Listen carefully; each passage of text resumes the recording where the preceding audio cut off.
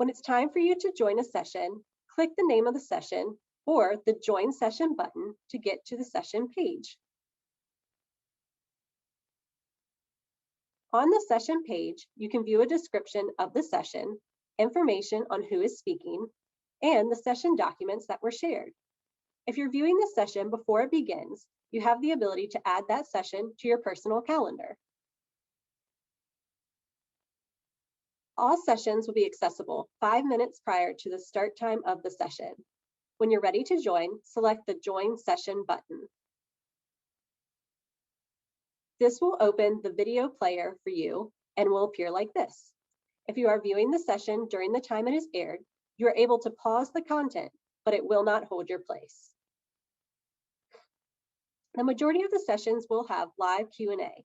Select the Q&A button located on the right of the screen to pop out the question screen. Then select Ask a Question to open a text box. You can ask the question anonymously or include your name.